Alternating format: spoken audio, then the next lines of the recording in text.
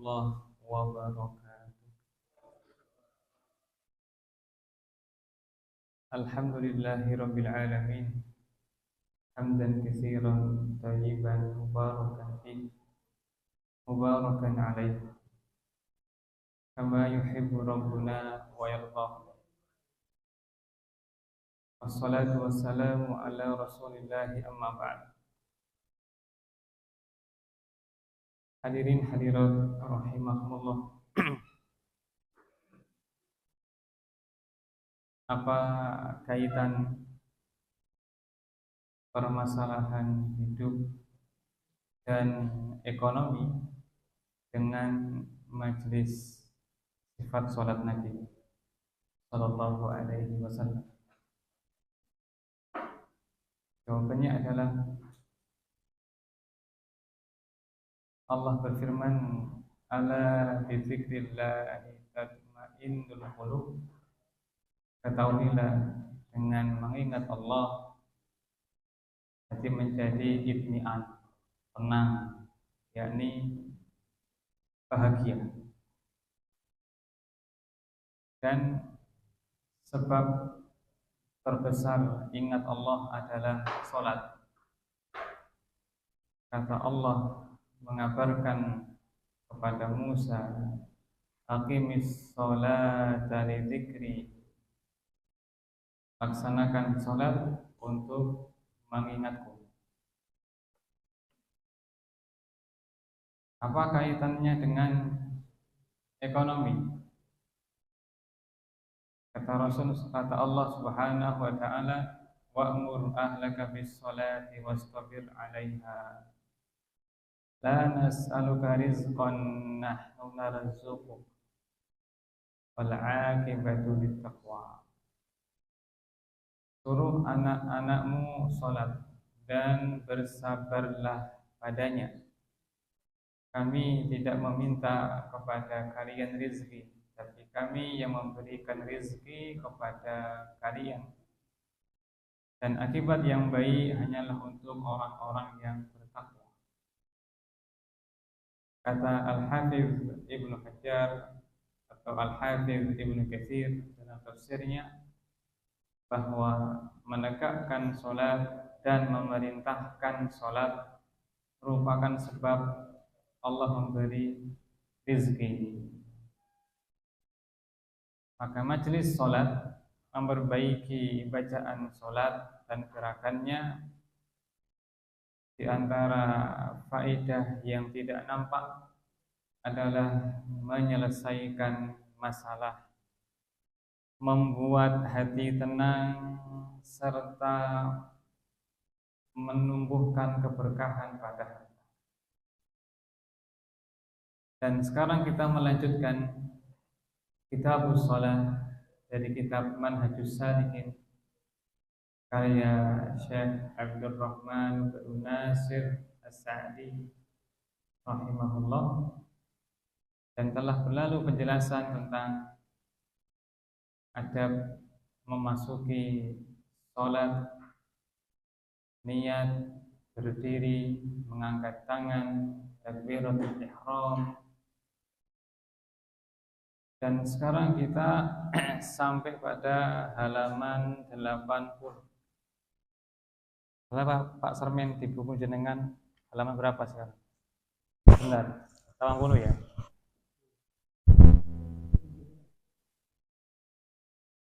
Halaman 80. Oh yaqul, itu membaca subhanakallahumma wa bihamdika wa tabaraka ismuka wa ta'ala jadduka wa la ilaha ghairuka. Yani baca iftitah. Bacaannya apa? Ini kata penulis, subhanakallahumma, maha suci engkau ya Allah, wa bihamdika, dengan memujimu, wa tabarakasmuka, maha berkah namamu, wa ta'ala jadduka, maha tinggi kemuliaanmu, wa la ilaha ghairuka, tidak ada yang berhak disembah kecuali engkau.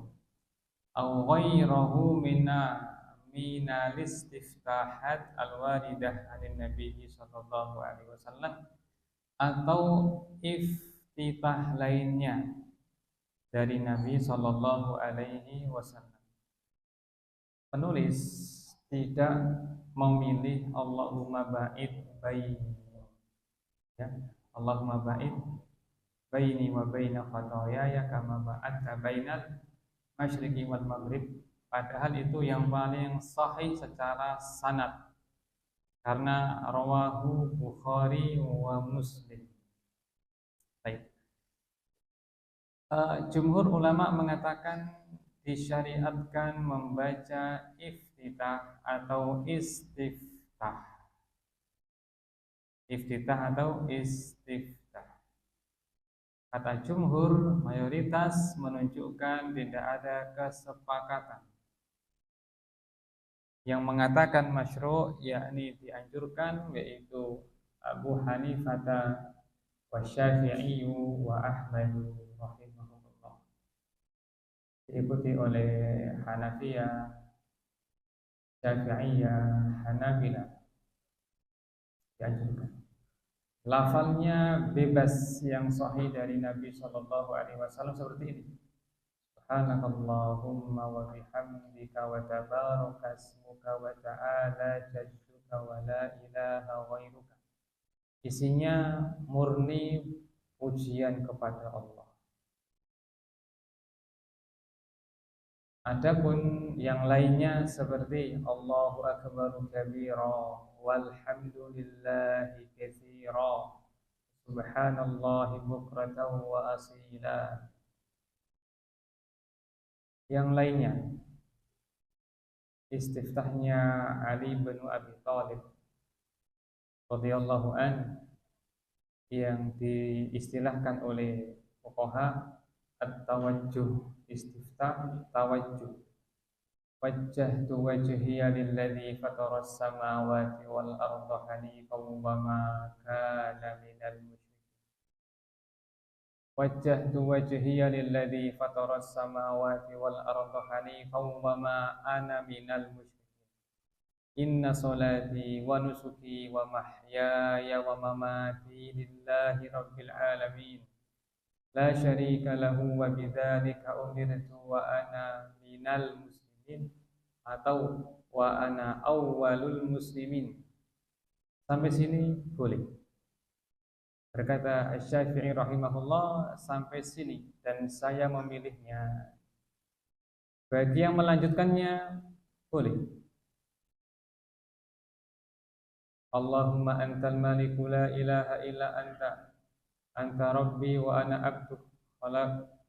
abduk zalamtu nafsi wa i'taraftu bi dhanbi faghfir li dhunubi jami'an innahu la yaghfiru dhunuba jami'an illa anta wahdini li ahsanil akhlaqi la yahdi li ahsaniha illa anta. Seterusnya sampai akhir doanya, ya, astaghfiruka wa atubu ilaik. Rawahu Muslim. Berkata Ibnu Hajar dalam Bulughul Maram, dalam riwayat yang lain dari Muslim ditambahkan dibaca pada qiyamul lail. Berkata Syekh bin Baz rahimahullah, saya tidak mendapatinya terdapat dalam Sahih Muslim. Nampaknya kesalahan dari Al-Hafidz Ibnu Hajar. Nah, penulis kitab Umdatul Ahkam Abdul Ghani Al-Maqdisi, ya, memilih Allahumma ba'id baini wa baina khataaya kama ba'adta bainal masyriqi wal maghrib. Itu istiftahnya Abu Hurairah radhiyallahu an dengan sanad yang paling sahih, Bukhari Muslim. Isinya kalau kita perhatikan, istiftahnya Abu Hurairah isinya permintaan. Ya Allah, jauhkanlah aku dari dosaku seperti Engkau menjauhkan antara antara timur dengan barat.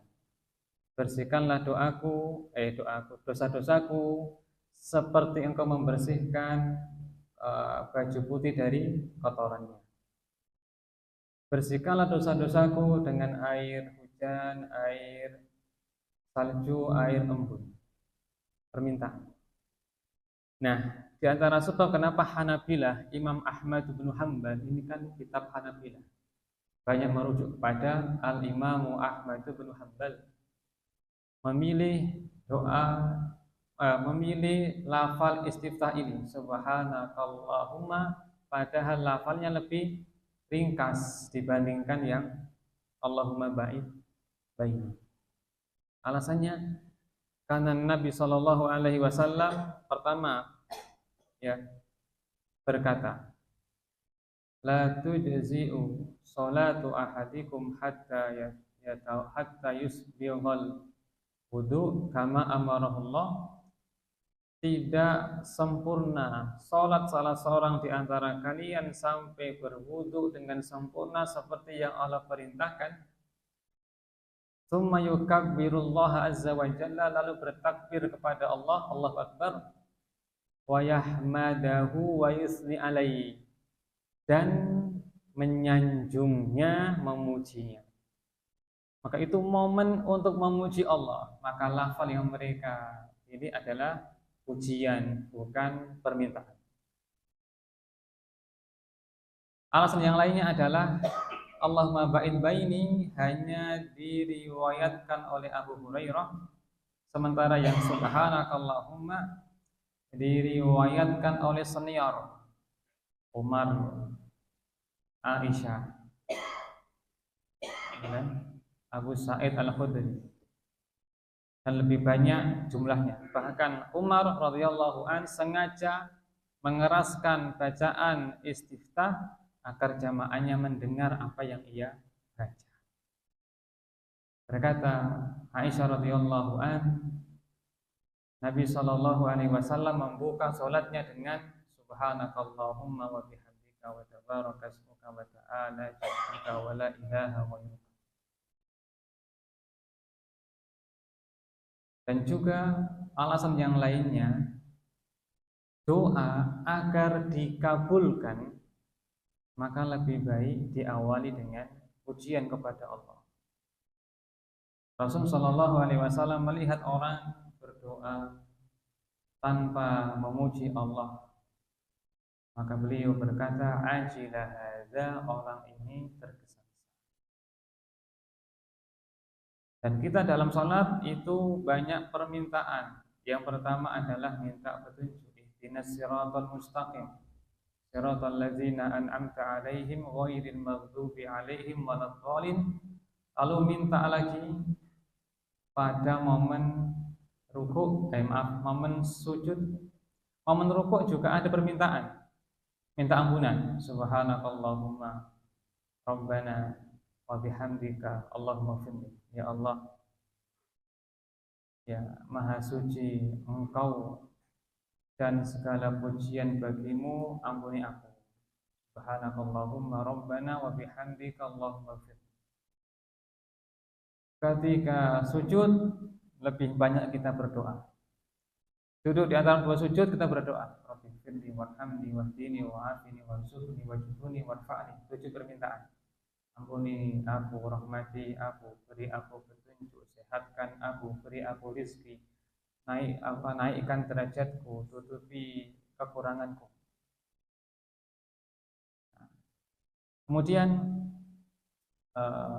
kesimpulannya bahwasanya jumhur ulama mengatakan dianjurkan baca doa istiftah, lafalnya bebas. Yang penting dari Nabi Shallallahu Alaihi Wasallam. Lalu mereka berselisih pendapat mana yang lebih utama. Berkata Abu Hanifah dan Imam Ahmad bin Hanbal, subhanakallahumma wa bihamdika wa tabaraka ismuka wa ta'ala jadduka wa la ilaha ghairuka. Berkata Al-Imam Syafi'i, wajjahtu wajhiya lillazi. Ya. Boleh enggak digabung dua istiftah? Ulama khilaf pendapat. Berkata muridnya Abu Hanifah, Al-Qadhi Abu Yusuf, ya, saya menyukai digabung, Seperti umpamanya istiftahnya Ali dengan istiftahnya Aisyah ini gabung. Dan berkata Ibnu Hubairah, wa bihi aku berpendapat seperti ini. Pendapat yang kedua enggak disukai, pilih satu saja. Ini pendapatnya Dr. Salih Al-Utsaimin hafizahullah, ulama besar Arab Saudi. Nah, kemudian karena kita tidak tahu imamnya ini bacanya yang panjang atau yang pendek, ya. Kalau Imam Muhammadiyah mungkin panjang karena mereka majelis tarjihnya itu milih Allahumma ba'id baini. Tapi yang imamnya itu pilih yang pendek ini, maka kita untuk mengejarnya tentulah kita juga pilih yang pendek juga, seperti Allahu akbaru kabira walhamdulillahi katsira subhanallahi bukratan wa asila, atau yang ini subhanakallahumma wa bihamdika dan seterusnya. Berkata ahli ilmu, kapan seseorang itu masuk sholat ketika imam sudah baca Al-Fatihah, maka dia telah masbuk. Tidak boleh membaca iftitah satu huruf pun. Saat itu ia harus mendengarkan bacaan imam. Begitu pula bersama imam sholatnya, tapi imam bacanya yang pendek, iftitahnya, dan kita baru baca, ya kan,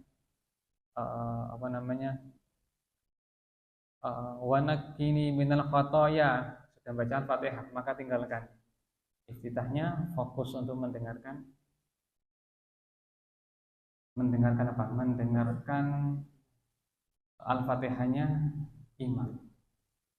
Karena Rasul sallallahu alaihi wasallam berkata, la'allakum taqra'una khalfi syai'a.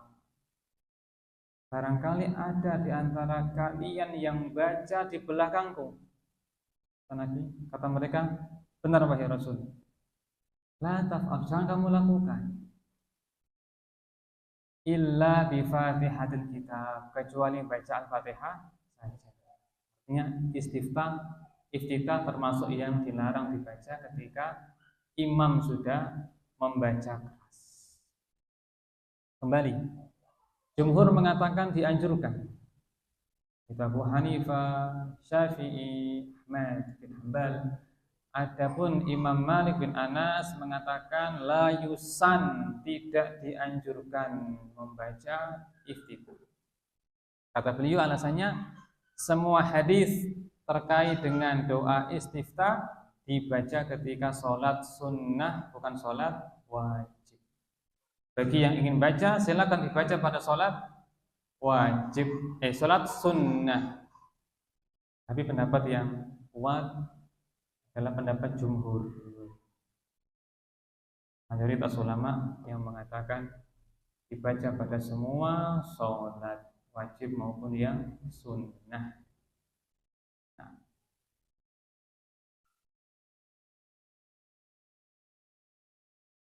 Halaman 81. Tsumma yata'awwadu, lalu membaca ta'awud, yaitu a'udzu billahi minasyaitonir rajim. Aku berlindung kepada Allah dari setan yang dirajam. Dirajam bisa bermakna dilempari, ya, atau dirajam bermakna dilaknat. Allah berfirman, wa idza qara'tal qur'ana fasta'idz billahi minasyaitonir rajim. Apabila kamu hendak membaca Al-Qur'an, maka berlindunglah kepada Allah dari setan yang terkutuk, yang terlaknat. Kata fasta'idz yaitu berlindunglah pada perintahnya. Asal dari perintah wajib atau sunnah? Wajib. Makanya Syalbani dan juga Zahiri berpandangan membaca ta'awud hukumnya wajib. Karena asal dari perintah adalah wajib. Tapi jumhur mengatakan sunnah, seperti Abu Hanifah, seperti Syafi'i, seperti Ahmad bin Hanbal, hukumnya sunnah. Ibnu Hazm Al-Albani mengatakan wajib. Dan apa hikmah dari ta'awud? Satu, melaksanakan perintah Allah sebelum baca Quran, yakni Al-Fatihah, agar tidak diganggu bacaannya. Agar tidak diganggu bacaannya.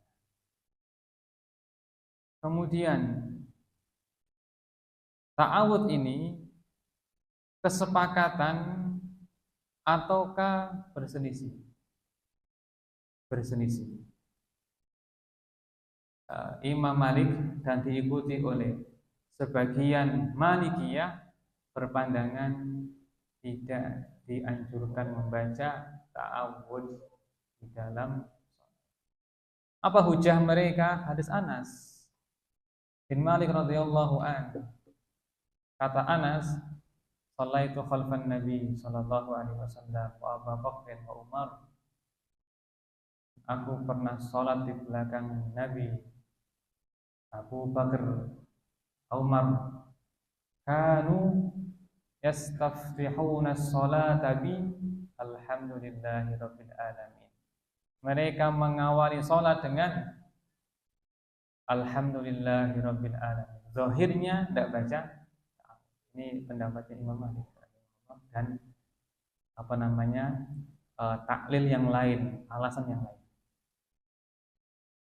Pendapat yang rajih tentu pendapat jumhur karena lebih logis, banyak hadisnya, apalagi Quran juga mengatakan fasta'id billah.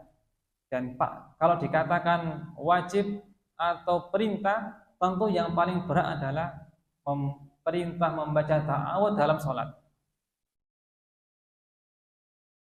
Allah berfirman umpamanya dalam kasus lain, sholawat dalam surah Al-Ahzab, innallaha wa malaikatahu yusalluna 'alan nabi ya ayyuhalladzina amanu sallu 'alaihi wa sallimu taslima. Sesungguhnya Allah dan para malaikatnya bersolawat kepada Nabi. Hai orang-orang beriman, bersolawatlah, perintah ya, kepada Nabi dan bersalamlah. Perintah. Asal perintah adalah wajib. Sekarang wajibnya ini kapan? Mereka mengatakan paling minimal wajib dalam sholat, yaitu pada tasyahud akhir. Ya, asyhadu an la ilaha illallah wa asyhadu anna Muhammadan abduhu wa rasuluh. Allahumma sholli ala Muhammad. Bicara mereka ketika menjumpai perintah Allah, paling minimal dikerjakan. Di mana tempatnya? Paling layak di sholat. Pada bagian yang itu memang ada syariatnya, bersolawat. Nah, kembali kepada ta'awud.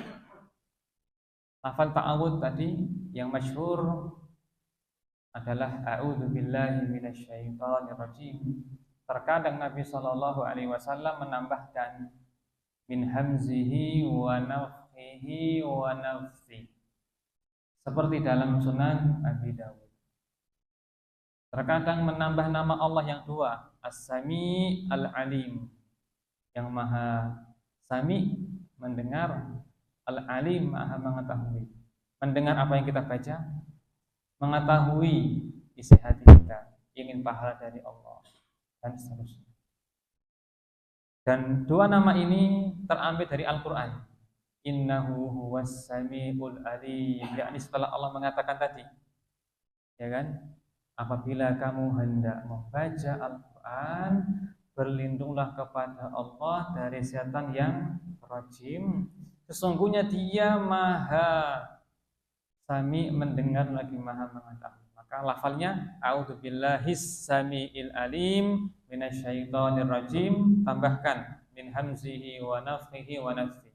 Ahyanan, kadang-kadang. Tapi kalau rutin a'udzubillahi minasyaitonir rajim. Gitu. Rasul sallallahu alaihi wasallam melihat ada orang dua orang bertengkar sampai terlihat urat-uratnya, memerah wajahnya. Dia komentar, sallallahu alaihi wasallam, inni la'alamu kalimah law qalaha la zahaba anhu ma yajid. Aku tahu sebuah kalimat, jika ia membacanya maka akan hilang amarahnya. Law qal, andaikan ia membaca a'udzubillahi minasyaitonir rajim, yakni beliau hanya menyebut lafal ini tanpa min hamzihi wa nafihi wa nafsi, sehingga ghalibnya, umumnya kita baca ini. Tapi kadang-kadang tambahkan yang lainnya jika ingin mengamalkan semua sunnah. Berkata Ibnu Utsaimin rahimahullah, jika ada lafal yang beragam, pendapat yang terpilih adalah gonta-ganti. Apa sebabnya? Satu, agar lebih menghadirkan jiwa ketika baca, tidak otomatis. Yang kedua, mengamalkan semua sunnah selama itu sahih, ya. A'udzubillahi minasyaitonir rajim. A'udzubillahis samiil alim minasyaitonir rajim. Ya. A'udzubillahi minasyaitonir rajim min hamzihi wa nafthihi wa nafsihi. Nah. Kemudian berikutnya wa yubasmilu, dan membaca basmalah. Basmalah adalah bismillahirrahmanirrahim. Tasmiyah adalah bismillah. Ya, dua hal yang berbeda. Basmalah, tasmiyah. Basmalah menambahkan dua nama Allah, Ar-Rahman Ar-Rahim. Bismillahirrahmanirrahim. Tasmiyah hanya nama Allah, bismillah. Ya gulam, wahai bocah, samillah, ya, bacalah nama Allah, yakni bismillah. Wa kul biyaminika wa kul mimma yanika. Makan yang sebelah kananmu, makan yang terdekat dari tasmiyah. Tapi kalau ini basmalah. Basmilu membaca basmalah. Bismillahirrahmanirrahim. Seperti pula menulis SMS. Yang utama menulis basmalah, bukan bismillah, bukan tasmiyah. Bismillahirrahmanirrahim. Meniru Al-Qur'an, meniru sunat Nabi kepada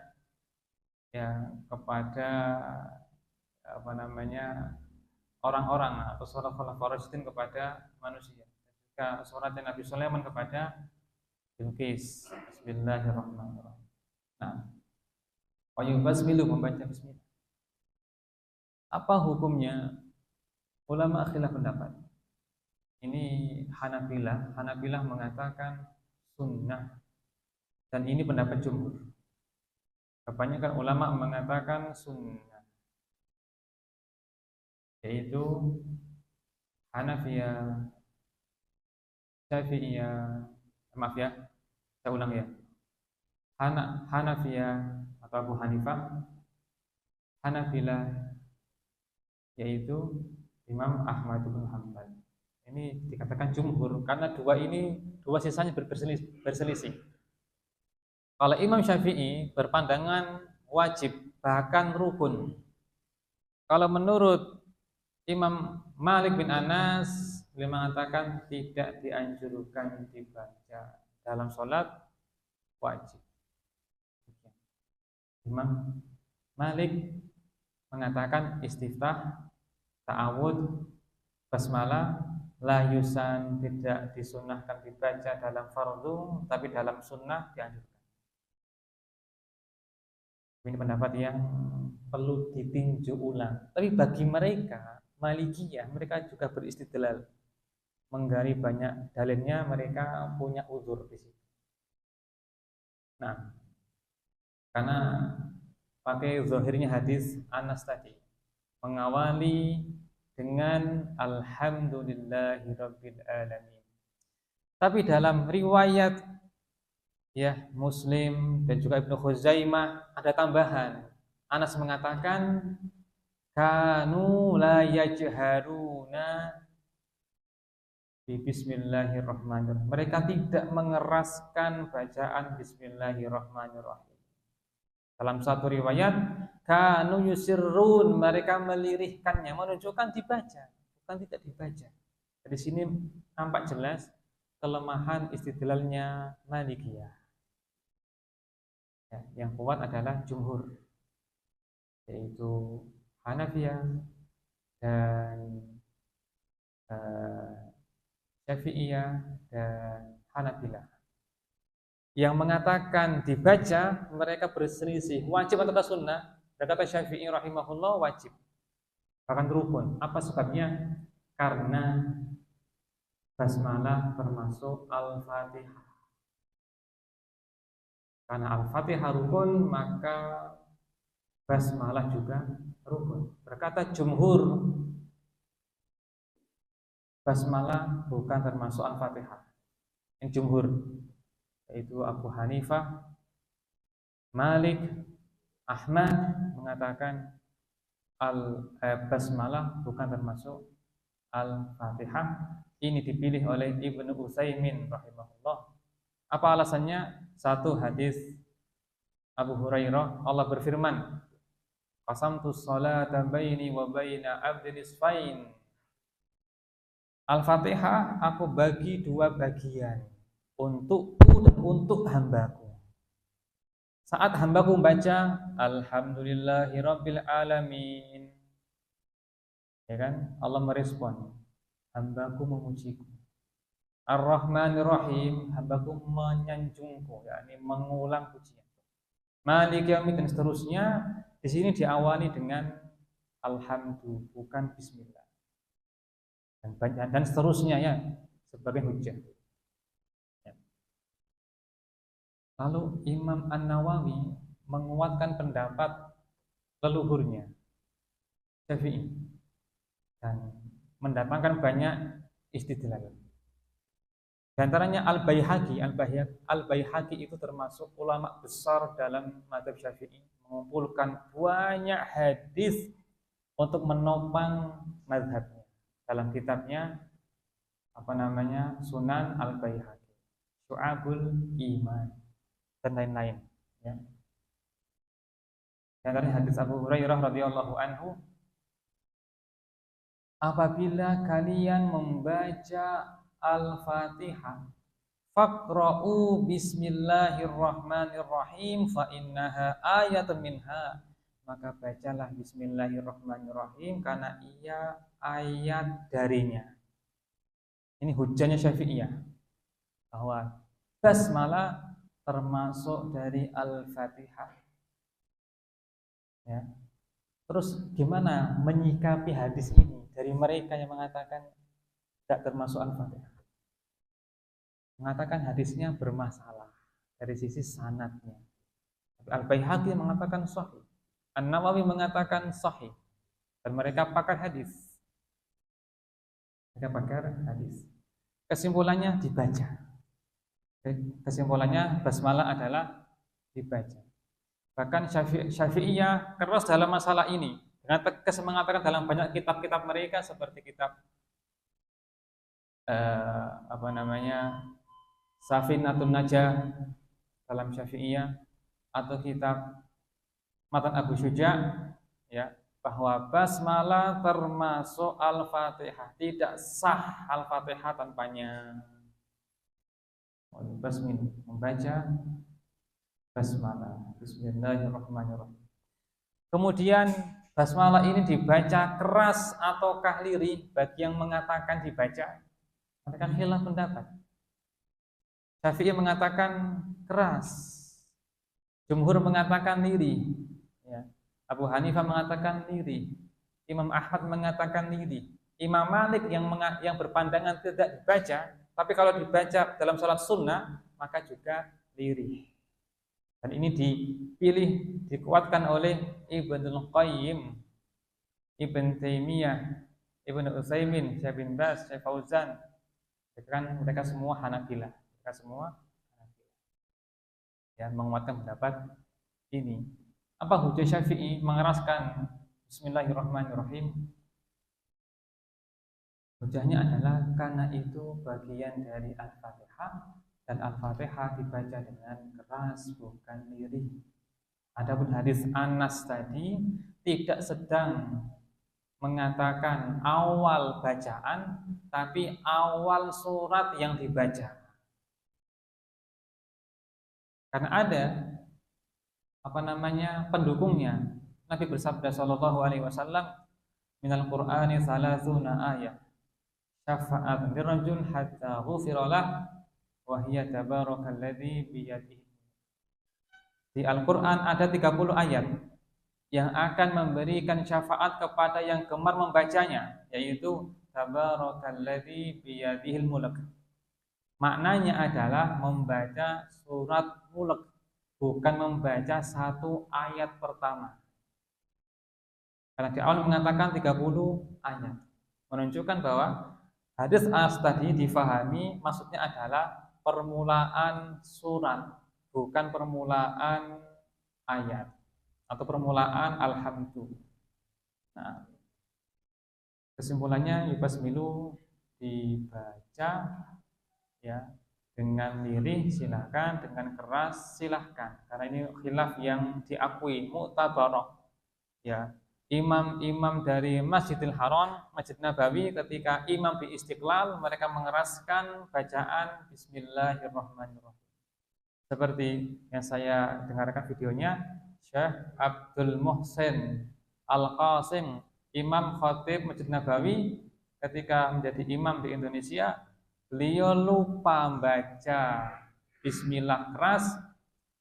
Alhamdulillahirabbil alamin. Beliau mengulangi lagi Bismillahirrahmanirrahim. Karena di antara fikih dakwah adalah yakni menyesuaikan mazhab setempat. Ibnu Utsaimin ditanya oleh murid-muridnya, "Saya kalau kembali ke negeri saya menyebarkan mazhab Anda Hambali ataukah gimana?" Kata beliau, "Ya, ajarkan mereka mazhab yang yang berlaku di tempat tersebut." Nah, barangkali ada pertanyaan, bersilakan.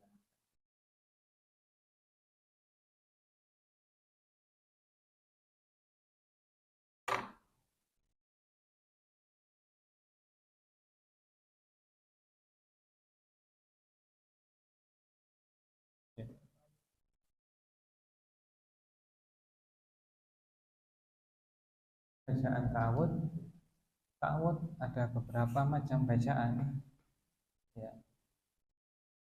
yaitu a'udzu billahi minasyaitonir rajim.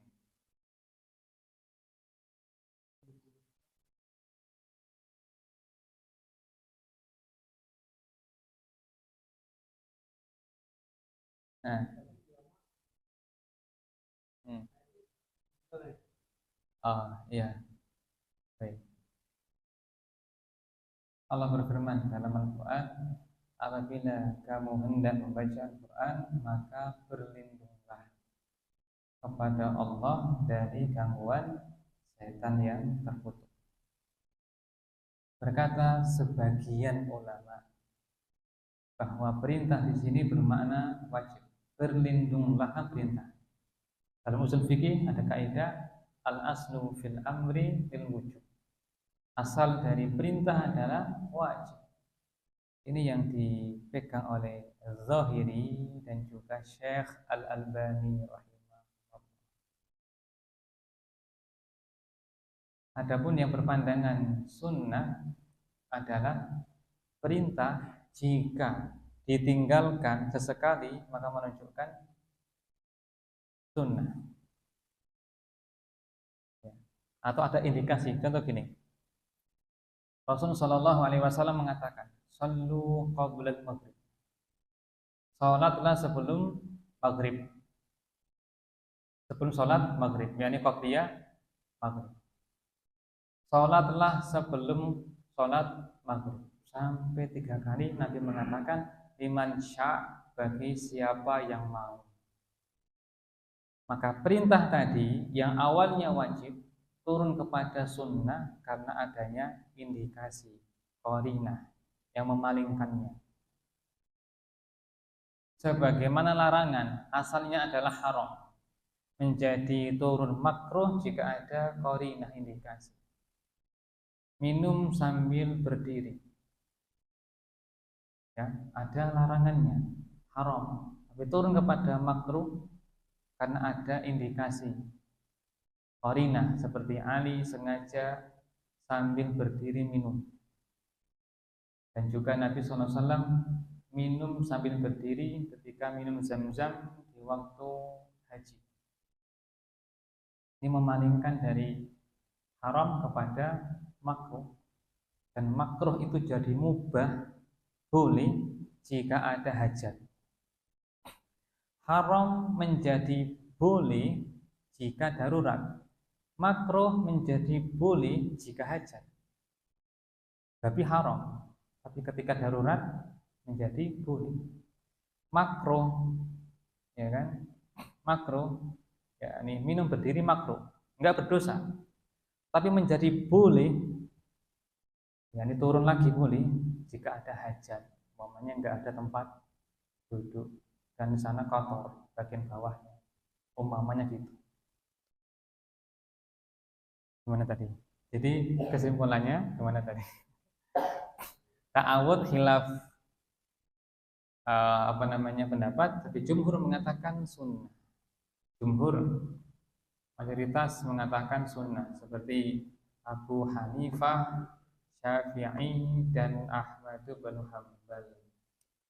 Nah, gimana sih? Jelas ya?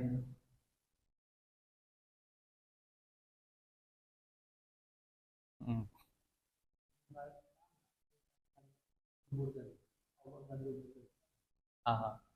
Dalil itu ibaratnya adalah, kita mengibaratkan ya, seperti bahan. Katakanlah tepung. Tepung itu bahan. Ya. Untuk mengolah ini nggak sembarangan orang, butuh keahlian. Mengelola tepung butuh keahlian hingga menjadi donat, menjadi kue A, kue B. Nah, meraciknya inilah yang kita sebut dengan prosesnya, pakai bahasa Arab, pakai hafalan Quran, hafalan hadis, usul fikih, qawaid yang diramu oleh Abu Hanifah, Malik, Syafi'i, Ahmad, ulama-ulama fuqaha. Kalau kita sebagai pembaca, sementara kita tidak memiliki perangkatnya, kita tidak bisa untuk mengomentari mereka secara secara jas gitu ya, tidak bisa. Tapi kita bisa membaca bagaimana mereka dalam berhujah, beristidlal, memahami ayat, nas atau hadis tersebut.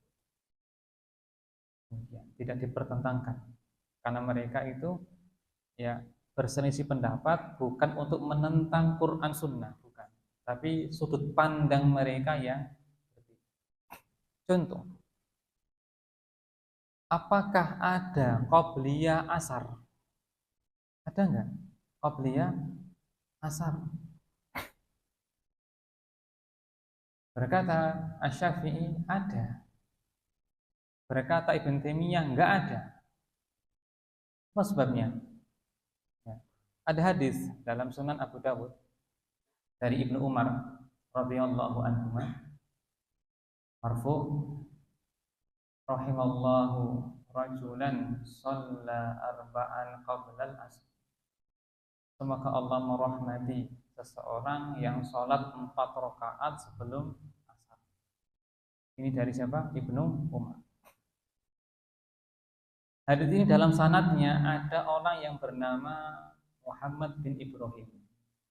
Dikatakan oleh Syafi'i, dia makbul, diterima. Berkata Imam Ibn Taimiyah rahimahullah, orangnya lemah, maka tidak ada qobliyah asar bagi Ibn Taimiyah.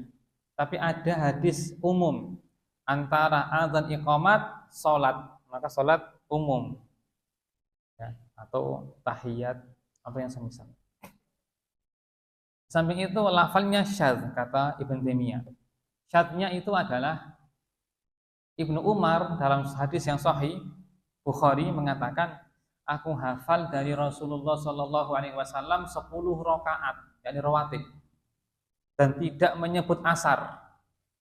Ya, 2 rakaat sebelum asar, 2 rakaat, 2 rakaat sebelum zuhur, 2 rakaat setelah zuhur, 2 rakaat setelah maghrib, 2 rakaat setelah isya, 2 rakaat qabliyah subuh. Tidak menyebut asar. Maka syadz kata sebagian peneliti. Nah, ini selisih pendapat, tapi bukan dalam rangka menentang nas, tidak ada. Ya, fuqaha Ahlussunnah mereka berusaha untuk mencocoki Quran Sunnah, tapi kadang mereka selisih pendapat karena sudut pandang ini rawinya thiqah ataukah tidak, atau yang lain. Yang lain jamaah silakan.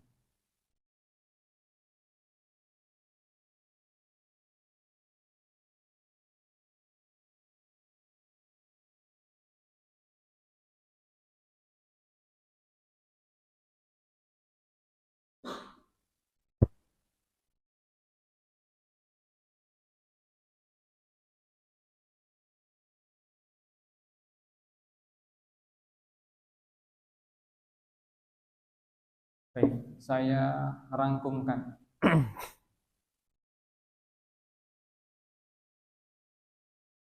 Dari majelis yang pertama tentang sholat, ya, yang merupakan rukun adalah berdiri, takbiratul ihram, dan membaca Al-Fatihah. Berdiri, takbiratul ihram, dan membaca Al-Fatihah. Bagaimana dengan niat? Niat ulama khilaf apakah dia rukun ataukah syarat? Ya, yang mengatakan rukun seperti ulama Syafi'iyah dan ulama Malikiyah yang mengatakan dia itu syarat sholat, faktor luar, seperti Hanafiyah dan Hanabilah. Yang disepakati yang merupakan rukun adalah berdiri, takbiratul ihram, membaca Fatihah. Selainnya sunnah.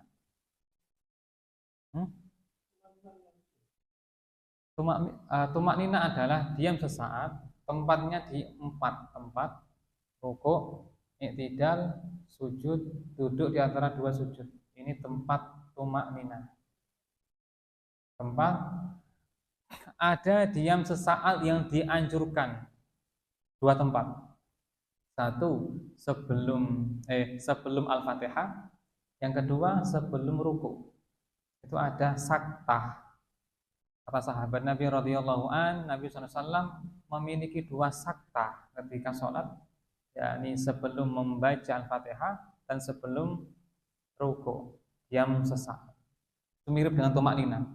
Tapi tumak nina yang dimaksud dalam rukun sholat adalah tumak nina dalam 4 tempat, yaitu rukuk, i'tidal, sujud, dan duduk di antara 2 sujud. Baik, balik. 3 yang rukun: berdiri, takbir ihram, Al-Fatihah. Dan Syafi'i mengatakan basmalah ya termasuk Al-Fatihah. Selebihnya sunnah, baik bacaan maupun gerakan. Angkat tangan, sedekap, ya, istiftah, ta'awud, basmalah, amin, membaca surat, mengeraskan bacaan atau melirihkannya, pandangan mata ke tempat sujud. Nah, Allahu ta'ala a'lam. Amin.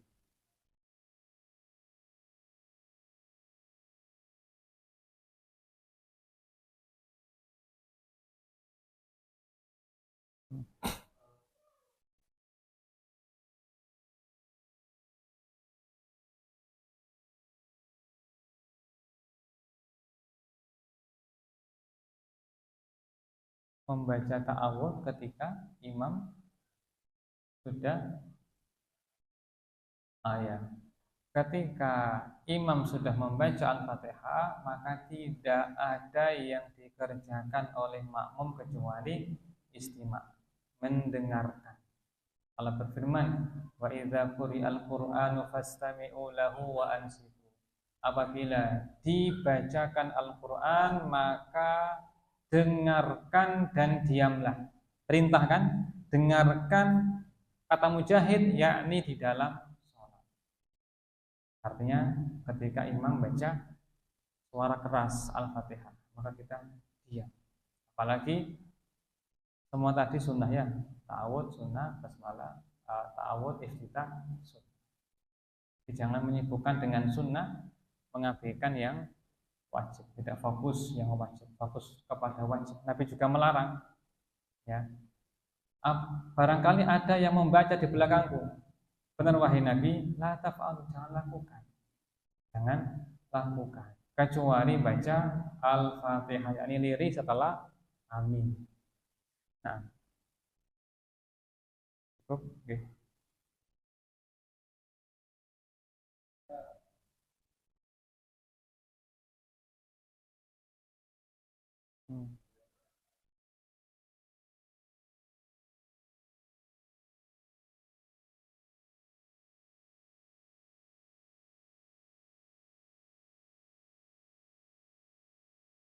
Nah, apakah sebentar ya. Mereka sepakat bahwa imam dan munfarid harus baca Al-Fatihah. Imam munfarid harus baca Al-Fatihah. Mereka berselisih pendapat pada makmum, apakah harus membaca ataukah tidak. Menjadi khilaf di antara mereka. Yang kesimpulannya khilaf ini khilaf yang mu'tabar. Yang mengatakan harus baca ada ulamanya banyak. Yang mengatakan tidak perlu baca juga banyak ulamanya. Imam Ibnu Katsir rahimahullah dalam kitab tafsirnya, dan beliau Syafi'iyah ya, beliau Syafi'iyah dan mendukung pendapat mazhabnya Syafi'i di mana wajib baca Al-Fatihah. Ini Syafi'iyah, Imam Syafi'i mengatakan wajib baca Al-Fatihah setelah imam baca Al-Fatihah dengan suara lirik. Dan Ibnu Katsir menyebutkan nama-nama ulama yang mengatakan wajib juga.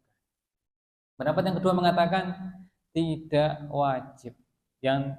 Karena tadi Nabi mengatakan la taf'alu, jangan lakukan. Yang kedua, ayat yang mengatakan apabila dibacakan Al-Qur'an kepada kalian, dengarkan dan diam, artinya enggak membaca. Rasul bersabda sallallahu alaihi wasallam, man kana lahu imam fa qira'atul imam lahu qira'ah. Siapa yang memiliki imam, maka bacaan imam bacaan untuk dirinya. Berkata Abu Hanifah, siapa yang punya imam maka semua bacaannya diwakili imam. Semua bacaannya diwakili imam. Nah, terus mana yang kuat? Ada seorang ustadz, saya dengar di majelisnya, dia mengatakan, saya sendiri bingung mana yang lebih kuat. Apakah pendapat A, apakah pendapat B? Karena saking kuatnya di antara dua pendapat tersebut. Kalau selama ini yang Anda lakukan, Anda diam, mendengarkan imam dengan baik. Nah, demikian. Baik, ada lagi jamaah?